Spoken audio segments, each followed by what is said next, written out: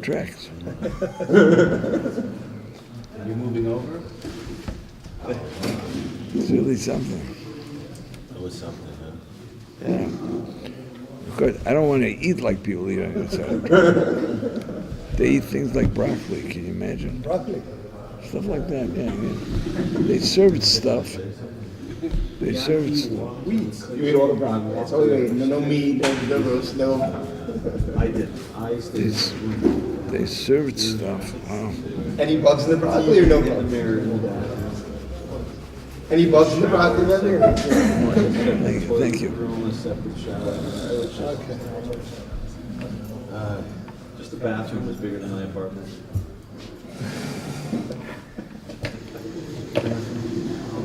They say that one of the tzaddikim, I know one of the great rebbes was in one of these country spa areas, and he stepped out and it was a beautiful day and there was fragrant blossoms and everything, and he inhaled the fragrance, and he looked around and he said, "I can see where Uncle Esav made his mistake."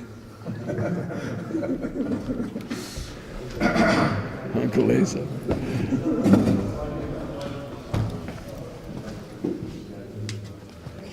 Okay, what are we doing today? The parade that had a cake with Rebbe Gig's given us over the last 2 months and carrying it on for. Maybe shoot tomorrow. Yeah, tomorrow. I'll try to do this. The question that somebody asked me in terms of tzedakah. We sort of touched briefly on it last month, but some people come to the door all the time to our homes.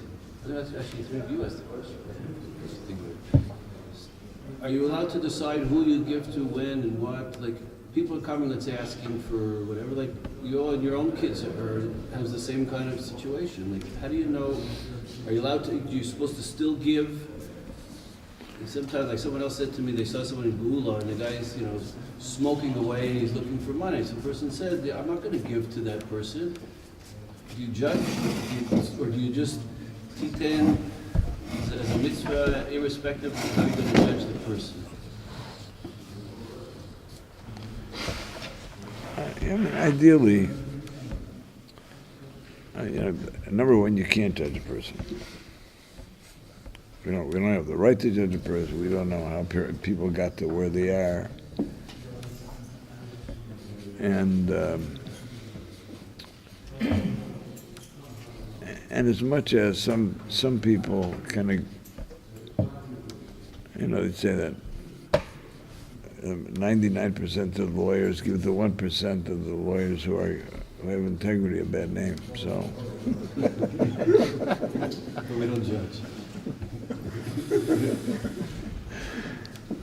Anyway, so there are those mishulachim and those people who who give others a bad name. But the truth of the matter is that anybody who's brought to putting out their hands,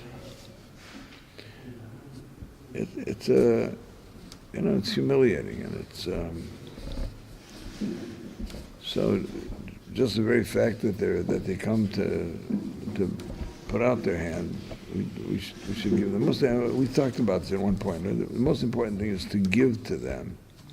I would say give to anybody. You're not obligated to give a lot, but give something, and give it warmly. That's the most important thing. The most important thing is to give them a sense that you value them. There's a Chaim Chanovitz, the author of the Be'er Mayim Chaim. At one point in his life was a Melamed. So he was teaching these young boys, and he was teaching them about tzedakah, and it says, "No saying titin loy, afilu mea pomim." So there was a youngster in his in this group who thought that maybe that the Rebbe was not being authentic. So he went home and he asked his father. He came from a well-to-do home. And he asked his father for what would have been, let's say, in our times, maybe a $10 bill. And his father didn't question about it, so he took it and he went out and he changed it for 100 coins. And then he came to his Rebbe, to the Beilam Chaim, and he said, "My father paid. This is the, his tuition. So instead of paying for the tuition with the $10 bill, he gave him 100 coins. Meanwhile, he had gone before and asked a poor person. He said, "I want you to come into class, and ask the Rebbe for some tzedakah. And then when he gives you the tzedakah, so walk out and then come back in again and keep doing it." He said, "I want to see it." So he knows Rebbe had 100 coins. And this guy kept on coming in, and Rabbi Chaim would constantly gave it to him with a smile, and gave it to him warmly. And he did it 100 times. And Rabbi Chaim didn't flinch. It was always the same. He gave it to him, and the guy came back, kept on coming back. And frankly, if this would have happened with us, at some point, probably about the 5th time, we wouldn't have not that.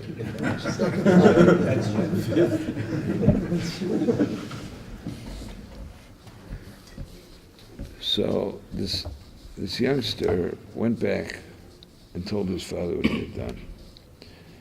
So his father took him by the hand. They went back and said to him, you have to ask him for mechila what you did. So he came and he said, and he told him what he had done. And Rabbi Chaim was like, he didn't understand what his havamina was. Well, of course, 100 times. Torah says you have to give happily 100 times. You give happily 100 times. It wasn't even like there was nothing that. And he was so astounded that you could have thought even otherwise. So, there are. I know that we've had cases where you give somebody something and they're, they give you a hard time. You have to give more. They give you, and they're obnoxious. So we have to do the very best we can, not to get hooked, but we should give something.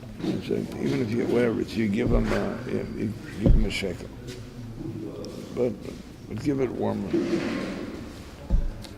We're not obligated to do stuff which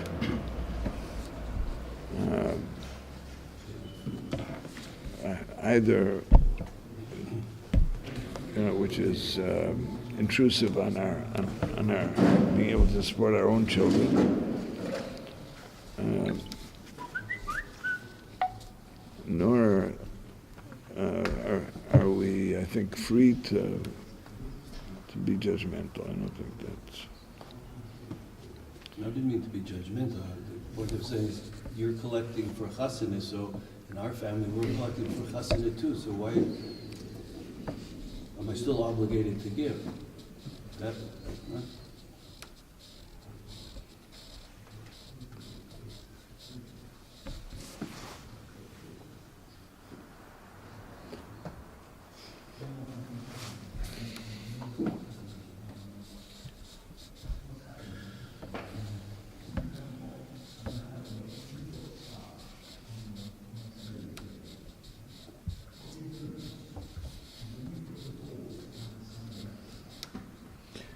I'm not sure that the term obligated is where we're at.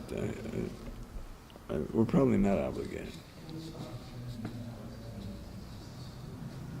I mean, the halacha is that even a poor person is supposed to give tzedakah. So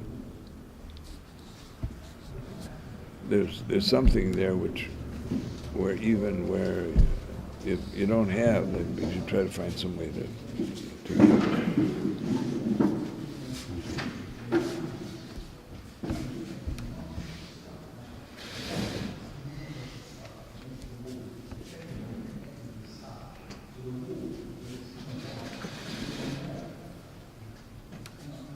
When people come during tefillah also, same idea, even if they're... Really, Rabbanim should do something about that. They should make a rule that you can come from here to there, or you got to wait until after or something, like that.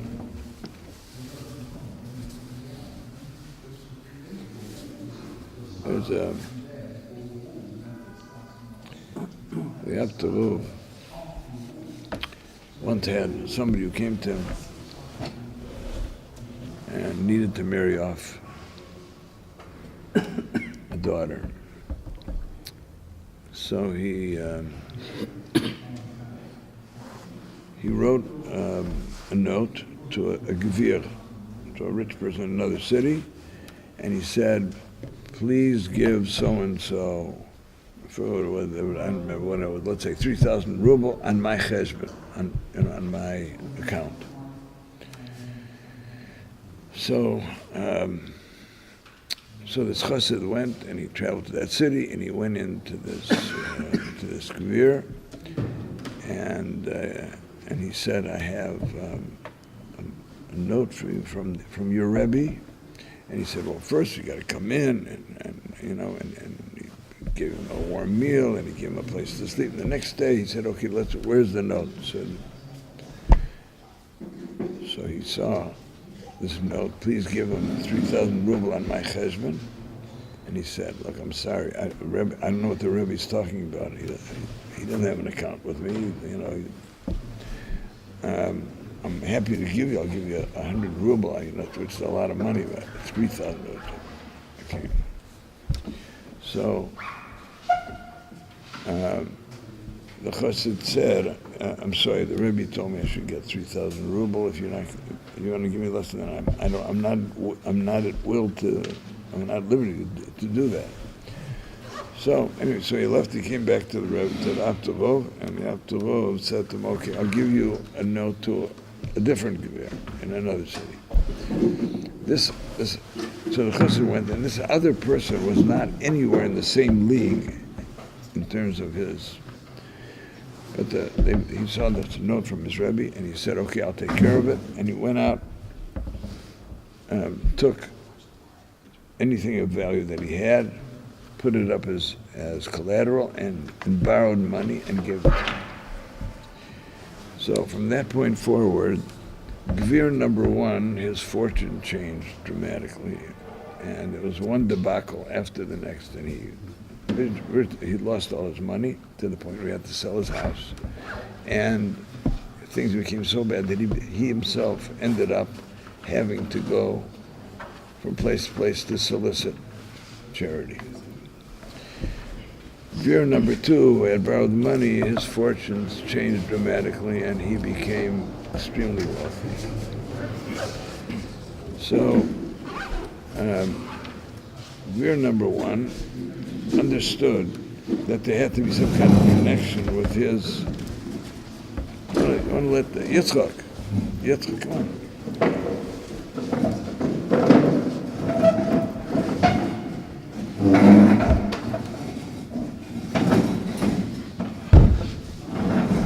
We didn't let anybody sit there.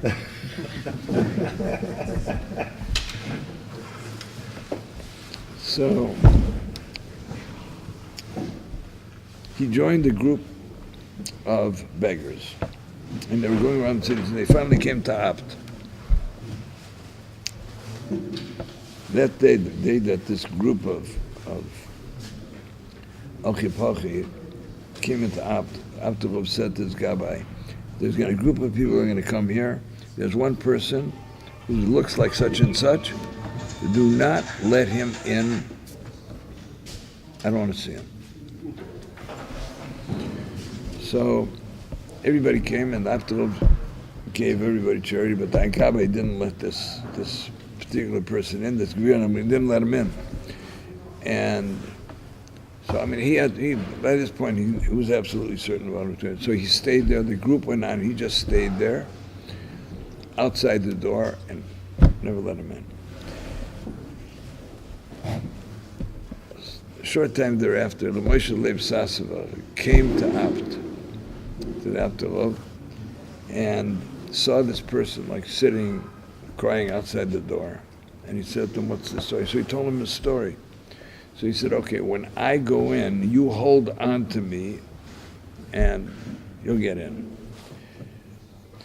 So that's what happened. The Moshe Leib went into Abdullah, and this guy was holding on to him. He came in, and Abdullah said to him, why are you bringing him in? So he said, he made a big mistake. Okay, so he made a big mistake, so that's why he has to suffer this kind of degradation. So Abdullah said, okay, now let's have a din Torah. So Moshe Leib was there, they took two other people, and this chassid poured his heart out. He said, okay, the Rebbe sent to me this note, and I didn't listen to him, so look what happened to me. Why does it have to happen to me? And he doesn't want to. So the Abdullah said, when my neshama came into the world, it was supposed to come into the world with a lot of money. I was supposed to be very rich, but I knew that it was going to distract me from being able to serve HaKadosh Baruch Hu. So, way at the beginning, he said, I implored the Bezin Shomayel that they should take my money and give it to certain people who I trust, and they'll be my gaboim, they'll be my treasurers. So he said, when this chassid came to me, he had to marry off his daughter. I wrote him a note, please give him money on my account. He's holding my money. So he says, so he decided that it's his money, he doesn't want to give it. So I took it away from him. I gave it to the other chassid who understood. So he said, there's nothing over here. This person was never supposed to be rich. He said, I didn't do anything other than the fact that I took my money away and I gave it to the other person. So the Moshe Leib said to him, okay, you're right, but he doesn't deserve this kind of fate. You must see to it that he has, give him back a little bit of his money so he's at least able to live with some dignity. Okay, that was the...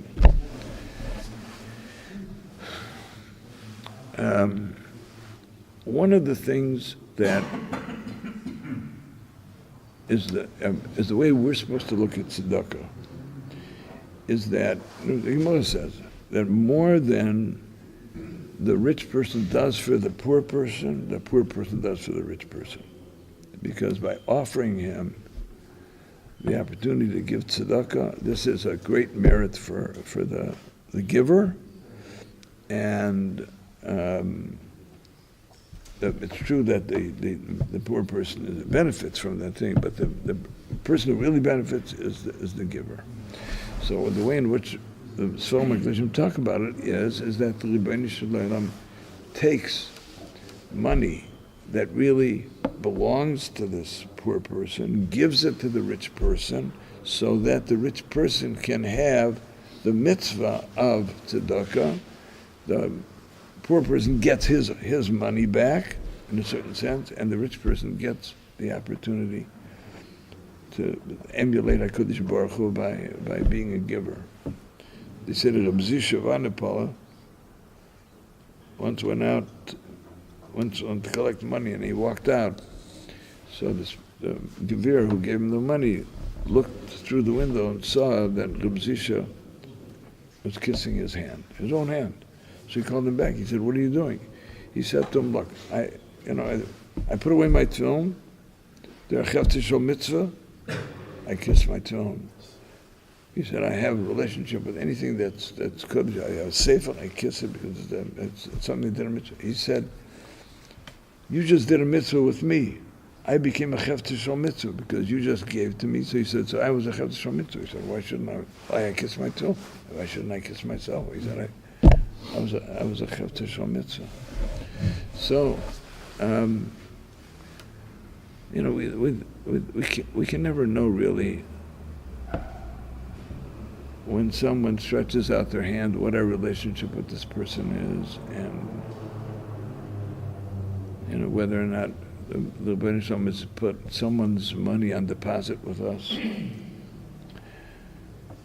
The most critical thing is that we should give warm-heartedly, generously, happily. If we give someone dignity, that's the greatest gift, greatest tzedakah.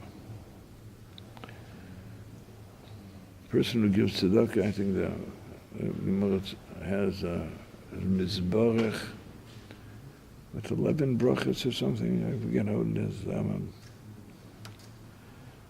It's a big Indian.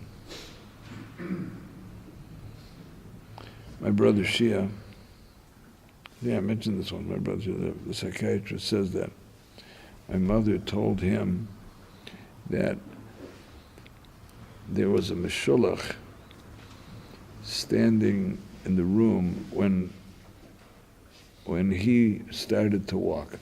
He was, whatever he was, when he was an infant, he started to walk. So everybody's real excited, and everybody was clapping. My mother told Shia that, that this Mishulach remarked to her, he said, when I was an infant and I started to walk, everybody was clapping for me too. He said, now when people hear my footsteps, they don't clap.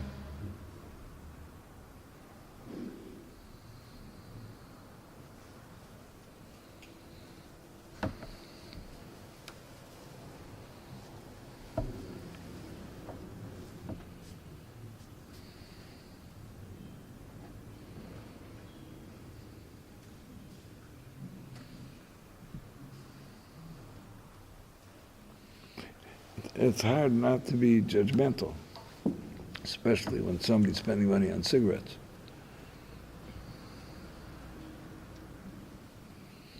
They say that the Sanzul once gave somebody money, and shortly thereafter, one of the Sanzul's children saw this person in a kind of like an expensive place eating a very hearty meal, which was an expensive meal.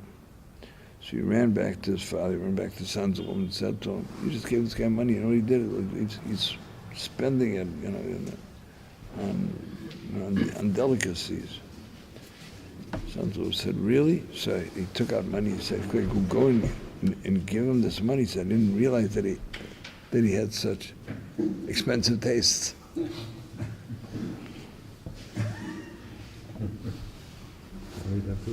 What? Yeah.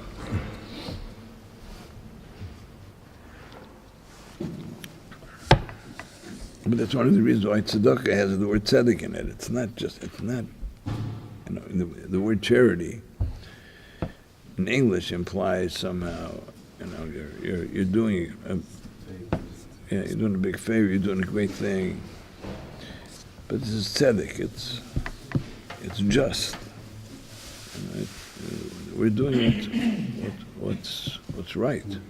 Tzedek and the hay of Hashem. All the more so.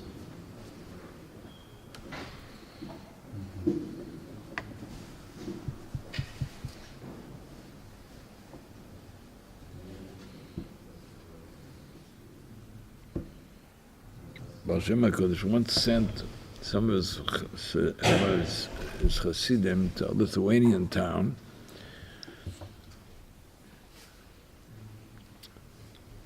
where there was a person who he was a beggar, and the Baal Shem Tov heard that that this particular person, people would come to him and all of his brachas, who if anybody gave a bracha to, would be fulfilled. So people sought him out. They would come and they would drop a couple pennies into his pushka, and they would ask him a bracha. He would give them a bracha, and so he had kind of a following. So the Baal Shem Tov said, he also heard that this person was like very depressed. So it didn't jive. Someone who's very depressed and he gives brachas and all his brachas are fulfilled. He said, I want you to go and I want you to bring him to me. So he Chassid went and he brought him back to Baal Shem Tov. Baal Shem Tov said to me, I want you to just tell me the story of your life. So he said, there's nothing special to talk about. Okay, nothing special about it. But tell me what, like, so he said, once, he said, a friend of mine, he's a very close friend of mine, and I decided we were not doing well. We were going to go around, we were going to collect money, and we were going to come back after we'd collected a sufficient amount of money, and then we were going to go into business, and we would have, maybe we could support our families with dignity. So he says we did that, and we collected for 3 years. We went around, we collected money, and he said we were returning home with a sizable amount of money. And we came to a place where we heard someone weeping. And it turned out that there was a young widow with a bunch of little kids, orphans, and she said that her husband had just died and she had no means of supporting herself. He said, so my heart went out to her. And I turned to my partner and I said to him, why don't you give some money and I'll give some money and my partner said, look, I've been away from home for 3 years. I've subjected myself to all kinds of deprivation, and now I'm not going to. So he said, I couldn't take it. He said, my partner went on, he said, and I took all my money and I gave it to her. He said, and then I realized that, I had nothing. And I just spent 3 years and I gave it all away. And he said, so I decided just to stay in this town and live off of charity. He said, and I don't know. He said, so my brachas, for some reason, he said, I don't know. People come to ask me for a brachas. I don't know why, but he said, and he didn't realize that his brachas were working. What had happened is that there was someone who had a particular business deal that he was going to, and on the way to the business deal, he saw this poor person. He dropped a coin into the thing and asked them for a bracha, and it was magical. So he kept coming back, and other people found out about it. So the Baal Shem Tov said to him, you stay here with me, and I'm going to work on your depression. He said, and we'll get you out of this thing. But the fact that a Jewish neshama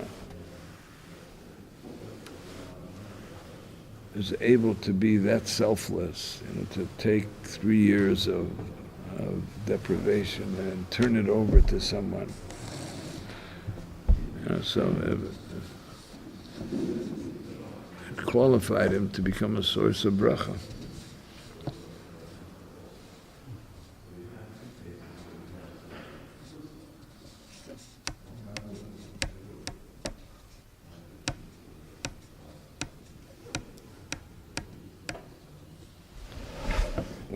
Sons of Obed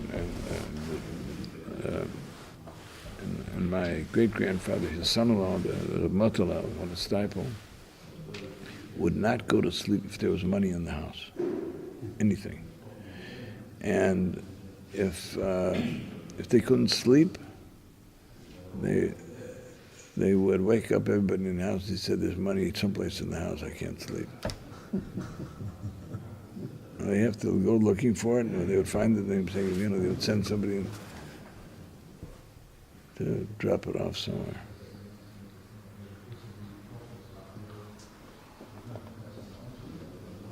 Their wives would have tzedek this year. What? Their wives would have tzedek this year.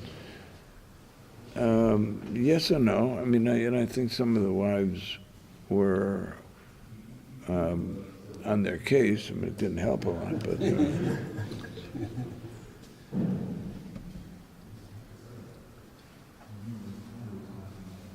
Do you find such extreme tzedakah in Chazal?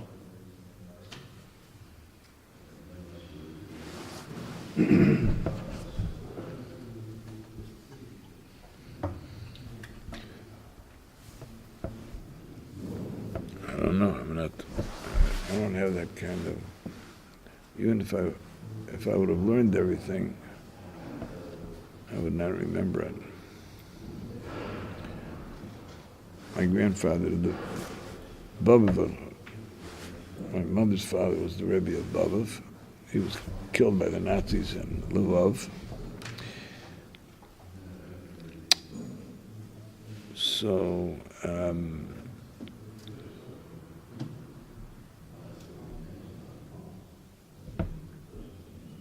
having a senior moment. I started saying something.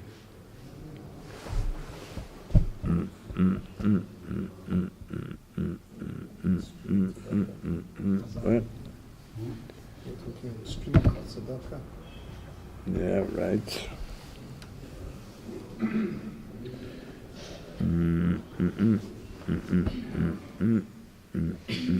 Their wives. Wow, this is really ridiculous. Anything to do with their wives? What? Anything to do with the wives? Not giving everything away to wives.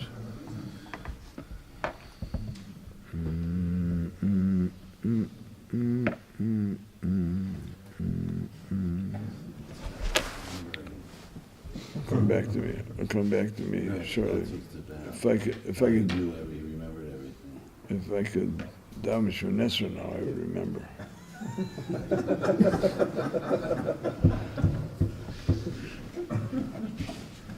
Until I get all my everything that I need to remember, that's when it comes to me.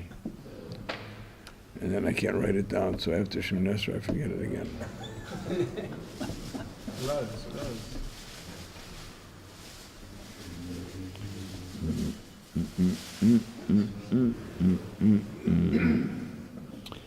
This is absolutely crazy. We're talking about tzedakah. We're talking about wives.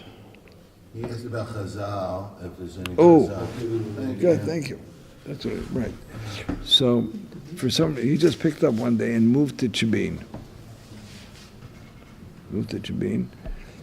And whenever a Rebbe would move into a town where there was a Rav, especially like a big Rav, it never worked out. There was always strife between them. When my grandfather came to Chibin, he went into the Chibin Rav. Chibin Rav ultimately moved over here to Yerushalayim. It was a massive, massive gadol. So he said to him, I need to be here for a while. He said, I want to assure you that I will not in any which way intrude upon your authority. Anything that happens over here, I will not accept a Siddur Kiddushin and any honors. Everything belongs to little. And they got on famously. They got terrific. So once there was a Sheva Brachas, and the Chibin Rav was there, and my grandfather was invited, and they were sitting there. My grandfather said to one of his children, he said, go out and buy some mashke, some schnapps, and bring it here because, so the Chibin Rav said, it's not necessary. I have mashke. So my grandfather said to him, There's a Taisus. I told you the story. There's a Taisus that says that you should contribute. So Shemina thought for a moment, and he said, "There's no such Taisus anywhere in Shas." So my grandfather didn't say anything, and he said to him, "I said, go out and get it anyway." No, he brought it to him. Years later, my grandfather was killed by the Nazi. Shemina was in Yerushalayim, and he was saying a shiur in the yeshiva. In the middle of the shiur, he started to cry. So, all of a sudden he started to cry in the middle of the shiur. So he said to him, "What happened?" He told him the story.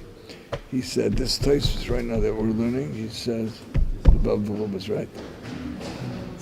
He said, and the reason I'm crying, he said, just think of the greatness of a person. And he said, I challenged him in front of everybody. He said to him, "There's no such Tosfos." And he said nothing to me.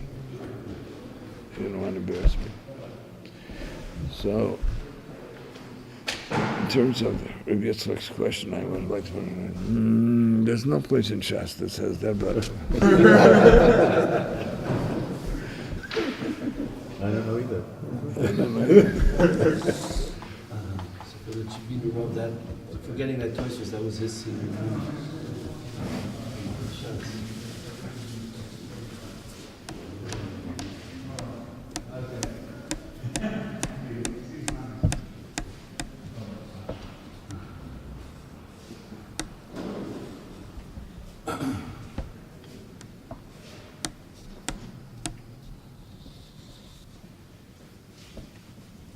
Can we ask the next question? On that note, it's very much related to the role of Gedolim today. And, there's, actually they had an asifa about, the not respect that people are showing Group Stein, and they had this thing last night in Gub, but that's what it was. what did they have? Huh? What did they have? Disrespect that they showed the Gedolim, and I just saw the article. It was, they felt that, a lot of the things that are going on, especially in Beit Shemesh. I don't know the whole story. It was about Kitzonim, not about, it was about these Kitzonim that really disrespected them. They said that, this could be, again, I didn't hear the speakers, one of the reasons all these things are going on. But that's not what I wanted to ask. But in general, So why did you miss it? but that has to do with it in general. Gedolim today are, people, I can give many examples, but they don't take what they say as serious, or we don't take what they say as serious as, I guess, in one time. Is there a reason for that? Are there Gedolim today? Do we have to, listen to what the Gedolim say? How far does that reach? This is right before you leave, Rabbi. You can say whatever you want. No, it's a very big issue. It's a lot of issues, like people do things that are like, they said, we learned the sugya. I don't want to say a certain example. We learned the sugya, we're allowed to do this. But all the Gedolim say you're not supposed to do it. But people have become their own Gedolim. Is that okay today? That's a heavy question, but with 5 minutes. But it's a big issue. It's a big issue.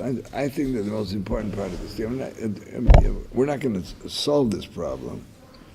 So we're certainly not going to solve this problem on a global level. But I think it's a mistake if somebody does not have a Rebbe. Everybody needs to choose someone to be their Rebbe.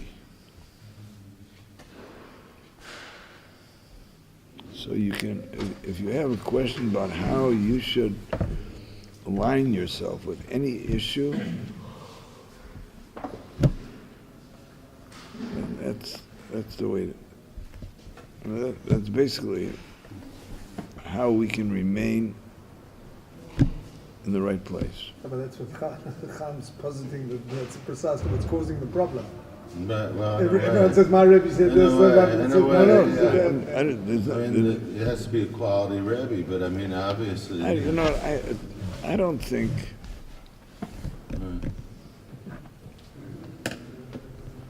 I know, for example, that there were times that some of the hotheads in Satmar would do things which violated the Satmarov's sense of propriety.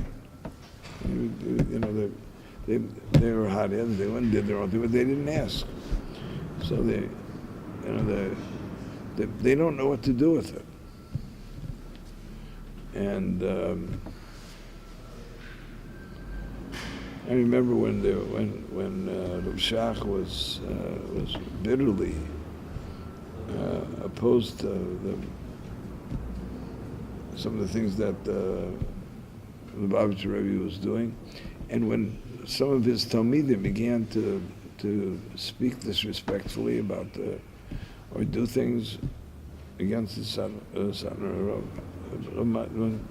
Rav Shach said to him, "What are you know, why are you getting mixed up with this? This is between me and him. This has nothing. This is not your business. You know, like you're. This is not for. This is an issue that belongs at a certain level."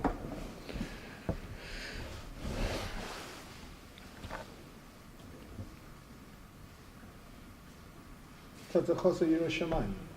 What? It's a chosser Yerushalayim, getting Right. involved in actions that are not for you to. All right.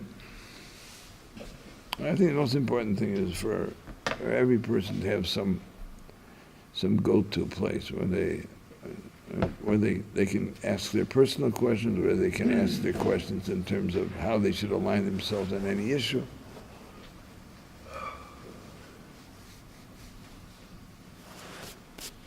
But how do they determine that that's good for them? In other words, they're not trying to just conveniently find a good something to align themselves with that fits into what they're thinking anyway. Take your time, you can flip a coin. Yeah. A what? Flip a coin. It's a coin, not a kohen.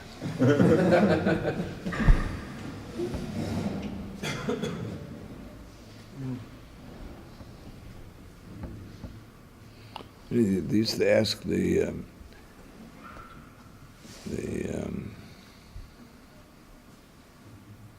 let's see, the Maggid with the Michel, what was his name? Who? No, way back. He used to give Musa to the Goyim. Duvna Maggid. They used to ask him how he always had a mushal for something. So he said, "I'll give you a mushal." He said someone was walking and he saw a target and he saw arrows always in the bullseye, and he was so impressed. So he went in to knock on the door and he said to him, "I see you always get the arrow in the bullseye." He said, "How do you do that?" He said, "First I shoot the arrow and then I draw a bullseye around it." So he said, it's not like I see something, he says, first he says, I have emotional, and then I look for something. I look for something connected to. You say we have a sheet and you find your Rebbe that says it? So right there, if that's what people do, they have this, and then they find, you got to find the Rebbe and let him draw the thing, because I think most people would. I suggest the following: I think it's important to have someone whose integrity you respect, who knows you and cares about you. I would say that one massive qualification is that the person needs to be humble. You can have somebody who's the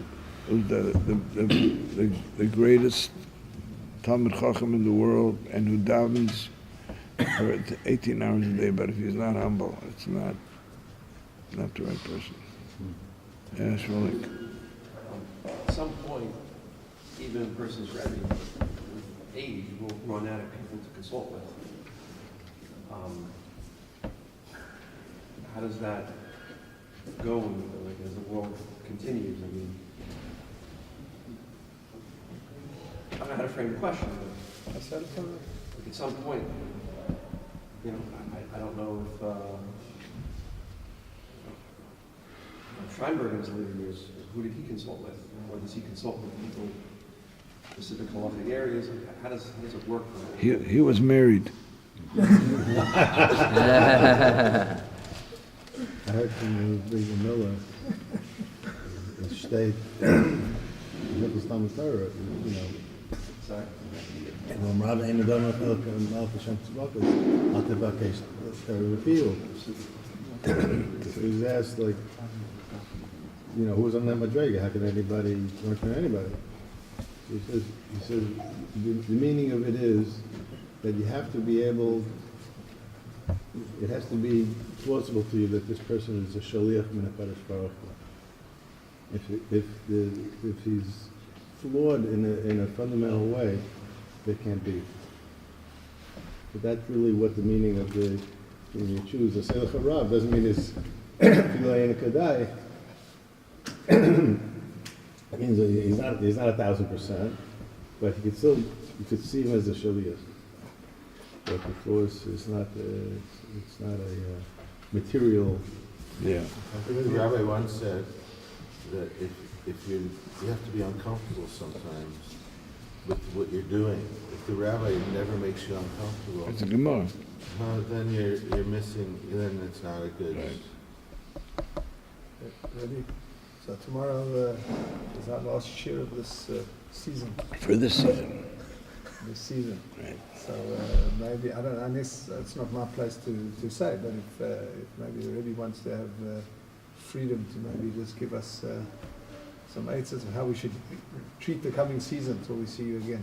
I'll try to, I will think about it. A little musser. Kindness Make us uncomfortable.